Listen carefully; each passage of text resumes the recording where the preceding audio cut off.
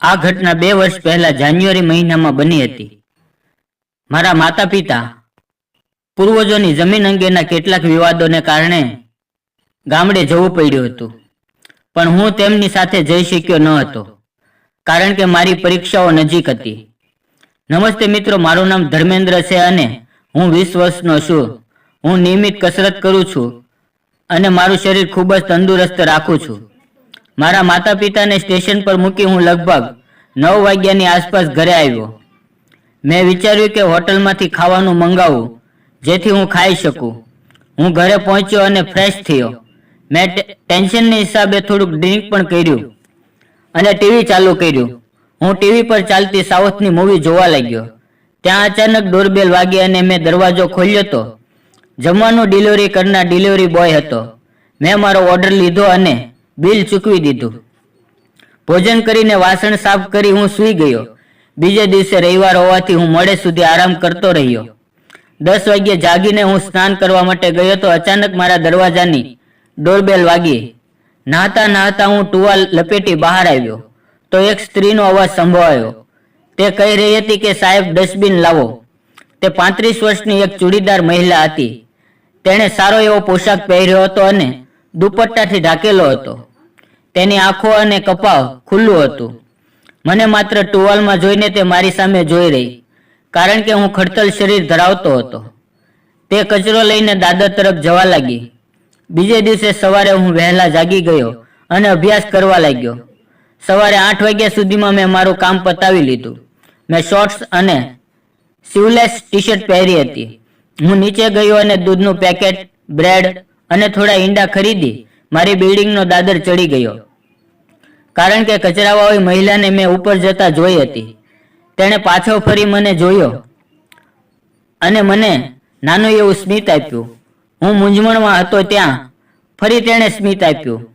હવે હું તેની પાછળ ચાલતો થયો. હું મારા ફ્લેટની અંદર આવી ગયો. થોડી વાર પછી મારા ફ્લેટની ડોરબેલ વાગી. હું જાણતો હતો કે તે જ છે. આજે તેણે લીલા રંગનો ચૂડીદાર ડ્રેસ પહેર્યો હતો. તે દિવસે તેની ગરદન એટલી ઊંડી હતી કે હું સ્પષ્ટપણે કાંઈ જોઈ શકતો ન હતો. તે મને પાગલ બનાવી રહી હતી. હું સ્થિર થઈ ગયો હતો અને મૂર્તિની જેમ ઊભો હતો. તેણે મૌન તોડ્યું અને મને પૂછ્યું કે સાહેબ, મેડમ ક્યાં ગયા છે? તે મેં કહ્યું કે મારા માતા પિતા શહેરથી બહાર છે. મેં પૂછ્યું, તમારું નામ શું છે?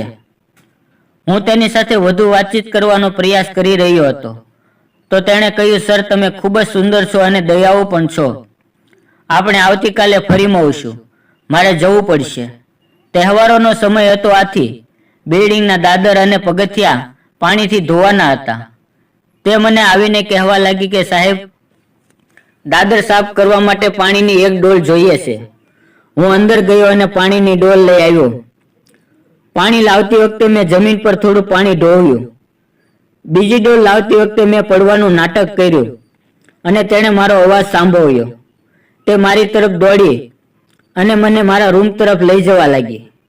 મેં કહ્યું કે મને પગની એડી પર ઈજા થઈ છે. હું ચાલવામાં સક્ષમ ન હતો.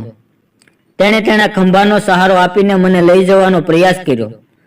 તેના શરીરની સુગંધ હું અનુભવી શકતો હતો.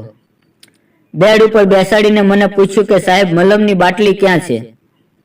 મને તેના હળવા હાથે મલમ લગાડવાનું શરૂ કર્યું. પછી તેણે રૂમ ઉપર આવેલા પાણીને સાફ કર્યું અને મને કહ્યું કે 20 મિનિટ પછી દાદર સાફ કરીને હું આવું છું. થોડી વાર પછી તે ફરી આવી. તેણે અંદર આવી દરવાજો બંધ કર્યો અને મારી પીડા વિશે પૂછ્યું. તો મેં કહ્યું, મને ટૂંક સમયમાં રાહત મળશે અને જો તું મારી સાથે ન હોત તો હું આજે મેનેજ કરી શક્યો ન હોત. પછી તે મને પૂછવા લાગી કે સાહેબ, તમે નાસ્તો કર્યો છે કે નહીં? તો મેં કહ્યું, ના, હજી બનાવવાનો જ બાકી છે. તો તેણે કહ્યું કે શું હું તમને નાસ્તો બનાવી આપું? મેં તેમને હા પાડી અને તે રસોડામાં જઈ અને નાસ્તો બનાવવા લાગી.